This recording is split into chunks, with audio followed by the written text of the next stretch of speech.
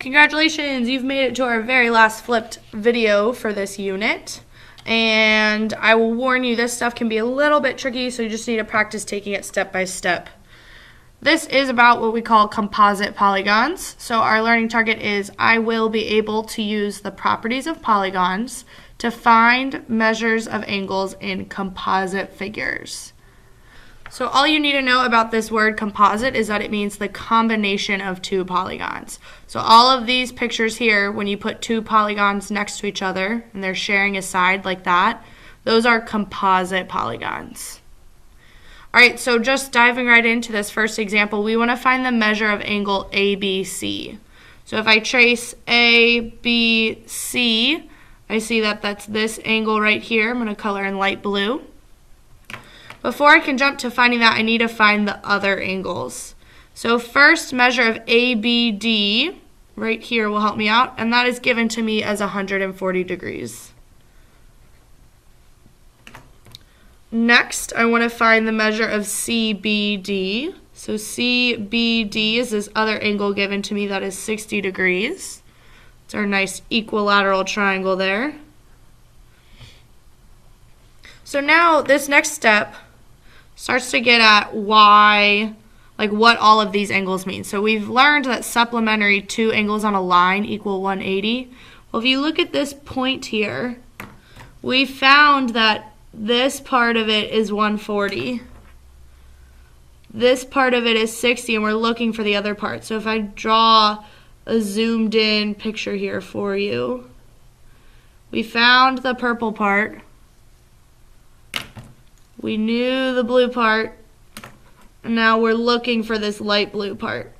So when you've got angles that measure all the way around a point, that's going to be 360 degrees total. So if we can add how much this is, then we can subtract that from 360 to find the remainder.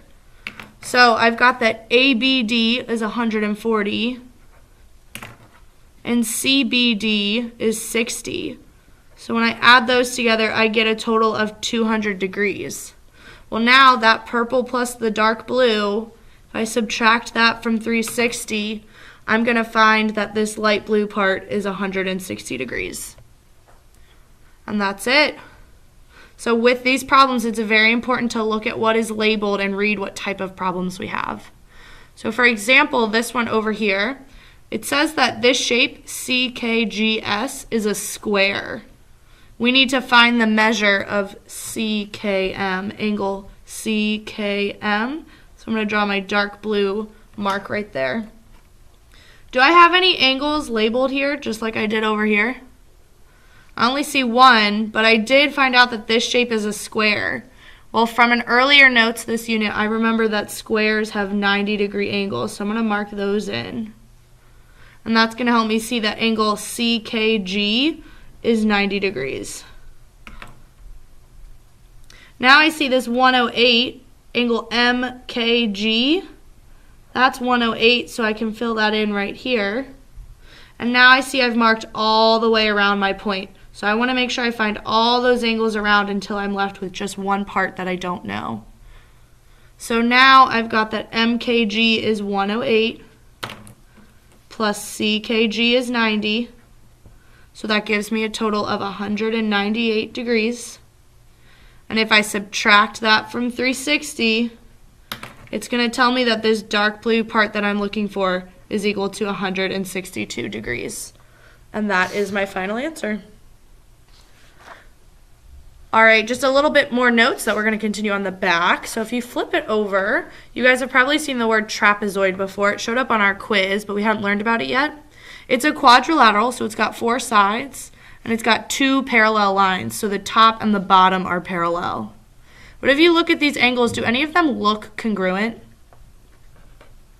I hope you said no, because there are no congruent angles in a regular old trapezoid. But in an isosceles trapezoid, it goes back to our isosceles triangle, where two sides and two angles were the same. We've got two sides that are the same. So it looks just like an isosceles triangle with its head chopped off, kind of. So it's got two congruent legs, and it's going to have two congruent angles. It's going to be those angles across from the congruent sides. In addition to those two congruent angles, we're going to know that these top two angles are also congruent. So it's got two pairs here. And just like our regular trapezoid, the top and the bottom are still parallel to each other. All right, so let's just do one problem with a trapezoid altogether. I see that this is an isosceles trapezoid, so I want to find each of the interior angles. Well, I'm going to remember that a trapezoid is a quadrilateral. That means it equals 360 degrees on the inside. If I look, angle C is given to me at 45 degrees, so I can just fill that in down here. Since this is isosceles, I'm going to know that this angle is the same and that these top angles are the same. I took all that just from my markings up here. So if C is 45, D is also going to be 45. And now I just need to find what these top two angles are going to be, which I will label X since they're both going to be the same.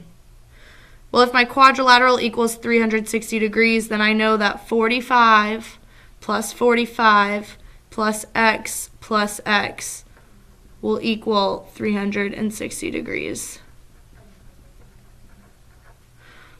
So as I solve that, I get that 90 plus 2X equals 360. I subtract 90 from each side. I get 2X equals 270. Divide by 2 on each side, and you get that X equals 135. So that means that angle A is 135 degrees and angle B is 135 degrees. All right, great job, guys. Like I said, this is the last notes for this unit, so make sure you're practicing hard and getting ready for the test.